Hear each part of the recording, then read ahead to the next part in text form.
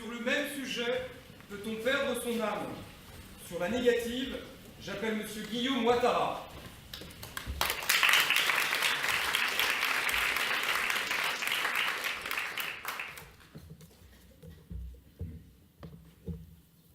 Monsieur Ouattara, êtes-vous prêt?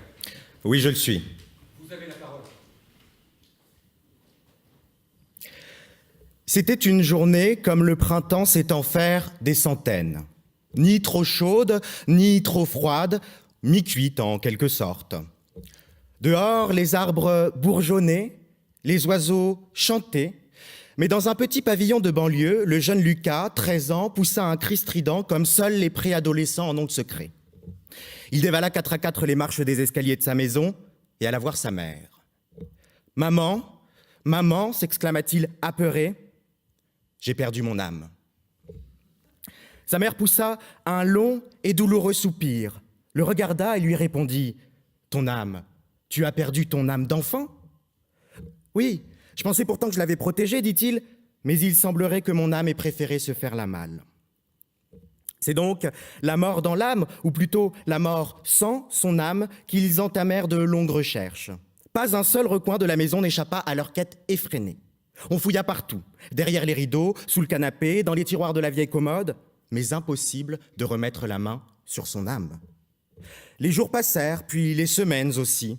Lucas apprit à vivre sans son âme. Au début, il trouva ça bizarre. Il était habitué à vivre constamment avec, à l'utiliser comme confident. Mais il est vrai que ces dernières années, il avait de moins en moins recours à son âme d'enfant. Il grandissait, voilà tout. Bien des semaines plus tard, et tandis qu'il préparait des objets pour une brocante, il ouvrit un vieux carton dans son grenier et tomba par hasard sur son âme. Ça lui fit un grand choc. Après avoir perdu son âme, voilà qu'il le retrouvait au fond d'un carton. Il allait pouvoir revivre avec son âme. Quel soulagement! Nam, N-A-M, c'est le nom qu'il avait donné à sa peluche de panda qu'on lui avait offerte le jour de ses 5 ans. Une référence à un personnage de Dragon Ball Z qu'il affectionnait tout particulièrement. Ça lui avait fait tout drôle de passer ces quelques semaines sans son âme. Faut dire qu'à 13 ans, il restait toujours attaché à cette peluche de coton. Son âme d'enfant. Tout est bien qui finit bien. Nam retrouva sa place tout en haut de la penderie de la chambre de Lucas, et ce dernier put dormir plus sereinement. Alors voilà, à la question « Peut-on perdre son âme ?», je n'envisage de répondre par l'affirmative que dans le seul et unique cas où l'on parle de Nam, un doudou de 120 cm sur 80. Et c'est bien là le seul cas de figure où l'on peut perdre son âme. Car lorsque l'on parle de l'âme avec un A majuscule, un accent circonflexe, un M et un E, je réponds non. Non, on ne peut pas perdre son âme. Le premier point qui me fait affirmer devant vous que l'on ne peut pas perdre son âme, c'est que, bien concrètement, je n'arrive pas à envisager cette action même de la perte. Lorsque l'on égare un objet, par exemple une montre, un portefeuille, un portable, une baguette de pain même, cette perte se conçoit bien. On avait cet objet avec nous et l'espace d'un instant, on ne l'a plus. Parce qu'il est tombé, parce qu'on l'a oublié, parce qu'on nous l'a volé, on a perdu quelque chose. Mais dans le cas de l'âme, cela me paraît nettement plus difficile. On marcherait comme ça sur un chemin quand soudain, hop, elle tomberait par terre. Une âme à la mer, pourrait-on s'exclamer. On continuerait notre marche quelques kilomètres sans se rendre compte de rien, quand soudain, quelqu'un nous apercevant viendrait nous voir et nous dirait « Dis donc, je vous voyais marcher de loin là. Dites-moi, vous avez conscience que vous n'avez plus d'âme ?» Vous tâteriez quelques instants votre crâne et diriez « Ah bah oui, c'est vrai, dis donc, j'ai dû la faire tomber en chemin, je vais retourner pour la chercher. Merci de m'avoir prévenu parce que là, j'aurais continué à marcher sans mon âme. » Non, vous le sentez bien, il y a quelque chose de parfaitement grotesque dans cette situation. L'âme n'est pas un objet sensible, palpable, on ne peut donc pas la perdre de cette manière. Alors, on me rétorquera à juste titre que l'on ne perd pas que des objets matériels dans sa vie. On peut perdre la vue, mais dans ce cas-là, c'est que notre rétine est défaillante, ça se conçoit. Perdre son chemin, ça voudrait dire que l'on serait égaré, ça se conçoit aussi. Perdre au jeu, s'incliner face à un camarade de poker, par exemple. Mais perdre son âme, ça ne renvoie à rien de tout cela. Ça n'est pas la métaphorisation d'un phénomène concret comme ces autres expressions.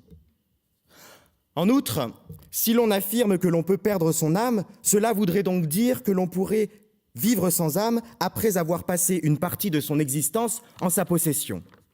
Il y aurait une vie avant, avec son âme, et une vie après, sans son âme. Mais qu'est-ce que ça pourrait donc bien signifier au juste ? Vivre sans âme, ce serait perdre cette force, cette puissance qui nous pousse à agir. Vivre sans âme, ce serait ne plus avoir l'anima, le souffle, la respiration qui nous anime. Vivre sans âme, ce serait être un pantin désarticulé, incapable d'agir, de penser, de réfléchir. Vivre sans âme, en somme, ça n'est pas vivre, ça n'est pas concevable, c'est contradictoire. Et puis, toute action de perte implique une possibilité de retrouvailles, ou à défaut, de remplacement. Lorsque je perds le chargeur de mon téléphone, je peux en racheter un autre, c'est pas compliqué. Et lorsque quelques semaines plus tard, je le retrouve au fond d'un placard, j'ai 2 chargeurs, alors je suis content. Mais mon âme, si je pouvais la perdre, comment la retrouverais-je ? Irais-je dans un BAD, bureau des âmes disparues, pour signaler sa perte ? Oui, je dirais que mon âme m'a quitté hier entre 6h45 et 7h30. Oui, du matin. Non, je sais pas trop où elle a pu aller. On me ferait remplir un formulaire, peut-être même me donnerait-on une âme de rechange, et puis bien des semaines plus tard, je recevrais un coup de téléphone. Oui, écoutez, on a retrouvé votre âme, vous passez la chercher ou on vous la porte ? Non. Encore une fois, ce concept de perte d'âme semble bien bancal. Alors, j'entends d'ici poindre certaines oppositions. On me dira sans doute, tout de même, jeune homme, vous êtes bien terre à terre. Perdre son âme, c'est autre chose, c'est plus métaphorique. Vous le disiez vous-même, on peut perdre son âme d'enfant, par exemple. Ou bien, quand pour gagner un peu de monnaie, on met à mal les idéaux que l'on s'était forgés, on vend son âme au diable, on la perd. Que nenni. D'une part, quand on dit perdre son âme d'enfant, en fait, on commet un abus linguistique. On devrait plutôt parler de camouflage de notre âme d'enfant, car on ne la perd pas vraiment. Elle sommeille toujours au fond de nous, elle est là. Simplement, on a grandi et notre âme, notre façon de voir le monde a évolué. Sous la couche épaisse de nos actes, disait François Mauriac, notre âme d'enfant demeure inchangée, l'âme échappotant. Alors c'est vrai, on l'a maquillée, déguisée, sous le poids des contraintes, la force des responsabilités, la ride du temps qui passe, la tornade des engagements. Pourtant, cette force vitale qui, à 5 ans, nous donnait l'impression d'avoir des ailes et nous poussait à sauter à pieds joints dans les flaques d'eau, elle est toujours présente en nous. Elle ne s'est pas fait la malle. Et à tout instant, on peut la faire revenir, barboter à la surface de notre esprit. Il suffit juste de gratter cette couche de pression sociale qu'on lui inflige pour retrouver la douceur de notre âme d'enfant. Et puis, d'autre part, à ceux qui affirment que c'est perdre son âme que d'agir en allant à l'encontre de ses idéaux, je réponds non. Alors certes, en bafouant tous ces principes, notre âme, on l'étrangle, on la martyrise, on l'étouffe, on la bâillonne. Elle a mal, mais elle est toujours là. Et elle n'attend que le jour opportun pour se rappeler à nous. Les remords, les regrets, les rétropédalages face à de mauvaises décisions sont autant de preuves que même dans la pire des situations, nous ne perdons jamais notre âme. Elle ne nous quitte pas. Alors, je tiens désormais à vous mettre en garde. Méfiez-vous de ceux qui vous disent que l'on peut perdre son âme, car au fond, ils ouvrent la porte à un grand nombre de dérives. Si l'on pouvait perdre son âme, alors on pourrait se dédouaner de certaines de nos actions. Devant le tribunal, le meurtrier pourrait dire « J'ai tué, certes, mais je n'étais pas en possession de mon âme. Elle m'avait quitté, je l'avais perdue. Je ne suis donc pas responsable, j'agissais sans âme. Depuis, ça va mieux, je vous l'assure. Au moment de mon arrestation, mon âme est revenue, comme par magie. Du coup, vous me laissez sortir ?» Alors non. Non, on ne peut pas perdre son âme. Et c'est bien pour cela que l'on doit pouvoir répondre à chaque instant des actes que l'on commet, des décisions que l'on prend. Car au fond, c'est elle qui nous fait rester les êtres humains que nous sommes. Mais attention, bien que l'on ne puisse pas perdre son âme, il faut constamment agir pour la préserver. Car on peut cependant l'égratigner, la blesser, la froisser, la déchirer. La méchanceté, disait Boès, c'est la maladie de l'âme. Notre âme peut souffrir, être malade et même dépérir. C'est qu'on lui en fait voir de toutes les couleurs à cette petite fleur. Non, je ne veux pas qu'on se leurre. Notre âme, parfois, a peur. Mais dans les pires horreurs et face à nos torpeurs, à chaque fois, elle reste. Et c'est là sa grandeur.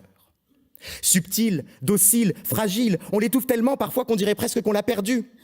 Mais non, elle plie mais ne rompt pas, reste là, parfois lasse. Alors faut la bichonner, pouvoir agir sans trop de regrets, garder une âme pure en somme. Peut-être que dans cette salle, il réside encore un nœud de réticents. Des personnes qui tout simplement ne croient pas en ce fabuleux concept de l'âme. C'est leur choix le plus strict et je ne les juge pas. Cependant, je les prie de ne pas balayer pour autant tous mes arguments d'un revers de main. Car, mine de rien, nous aboutissons à la même conclusion. Lorsque l'on perd quelque chose, il faut au préalable l'avoir possédé. Mais si l'âme n'existe pas, on ne la possède pas. Donc, on ne peut pas la perdre. En somme, âme ou pas âme, même constat, même combat. Toute perte est impossible. Alors, que vous y croyez ou non, si, pour terminer de tous vous convaincre que l'on peut perdre son âme, il vous fallait du spectaculaire, de l'extraordinaire, du grandiose, je n'hésiterai pas une seconde, je ne reculerai devant rien. Je convoquerai ici même, devant vous, le diable en personne. Je lui dirai, écoute-moi bien, Lucifer, ose prendre mon âme si tu en es capable.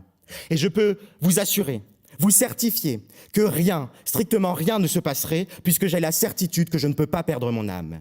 Pas même aux côtés de Nam dans un carton au fond de mon grenier.